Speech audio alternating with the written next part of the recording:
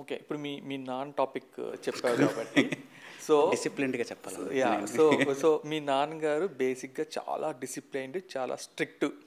Like నేను చూసిన దాంట్లో ఒక ఒక బొమ్మరిల్లు ఫాదర్. అవును. ఓకే. సో అట్లాంటి బొమ్మరిల్లు ఫాదరు ఒక ఒక 10 ఇయర్స్ బ్యాక్ అంత స్ట్రిక్ట్గా ఉన్న ఫాదర్ని ఇప్పుడు నేను రీసెంట్గా నీ పేజ్లో కొన్ని వీడియోస్ చూస్తే మీ ఫాదర్ని కూడా వీడియోస్లోకి పార్ట్ అండ్ పార్సల్ చేసావు. అవును. ఓకే. సో అది ఎలా సాధ్యమైంది? ఆయన ఒప్పుకున్నారా లేకపోతే నువ్వు ఒప్పించావా? నా ఫస్ట్ స్టార్టింగ్లో అయితే ఎందుకురా ఈ వీడియోలు ఇప్పటికీ అన్న, ఇప్పుడు ఇంత వీడియోస్ జరుగుతుంది, జనాలు చూస్తున్నారు, తర్వాత ట్రయల్స్ అవుతున్నాయి, అయినా కూడా మా నాన్న అప్పుడప్పుడు మధ్య మధ్యలో యూపీఎస్సీ నోటిఫికేషను, ఎస్బీఐ నోటిఫికేషను పంపించి వీడియోలు ఏమి ఫుడ్ పెట్టదు నాన్న, ఎందుకు నువ్వు ఎస్బీఐ పీఓ రాయి లేకపోతే యూపీఎస్సీ రాయి అంటుంటాడు. నేను అన్నాను, నాన్న చదవడాలు పేస్ అవడాలు మన వల్ల కాదు, ఒకప్పట్లో నీ బలవంతాన ఇవన్నీ చేసాం. తర్వాత ఒక కోర్స్ ఆఫ్ టైంలో నాకేమనిపిస్తుందో అది చేయడం స్టార్ట్ చేశా. తర్వాత ఆయన కూడా అర్థం చేసుకున్నాడు, ఈ సైడే బాగా ఇంట్రెస్ట్ ఉన్నాడని.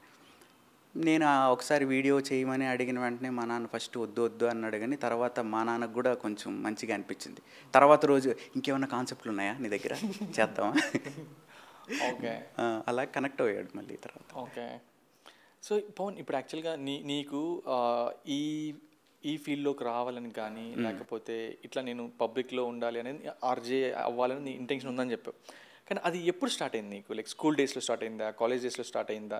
ఏది నీకు ఒక ఇన్స్పిరేషన్గా అనిపించింది, ఈ సైడ్ నేను వెళ్ళాలి, పీపుల్తో ఇంటరాక్టివ్గా ఉండాలి అని? స్కూల్ డేస్ నుంచి ఉండేదన్న.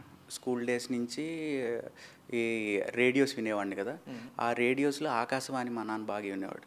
ఆకాశవాణిలో కొప్పుల సుబ్బారావు అనే ఆయన నాకు ఇప్పటికి గుర్తున్నాడు. నేను ఆయన ఇమిటేట్ చేసేవాడిని అనమాట.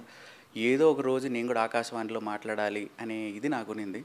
Due course of time Akashvani కాకుండా వేరే ఎఫ్ఎంలు కూడా ఉన్నాయి నాకు అర్థమైంది. తర్వాత ఆ ట్రయల్స్ చేసింది ఏది అవ్వలేదు. సో చిన్నప్పటి నుంచి నాకైతే ఒకటి ఉంది అనమాట, ఎక్కడో ఒక చోట కనిపించాలి, ఎక్కడో ఒక చోట ఇమిటేట్ చేయాలి, యాక్ట్ చేయాలి, పబ్లిక్లో ఉండాలి అనేది. ఓకే.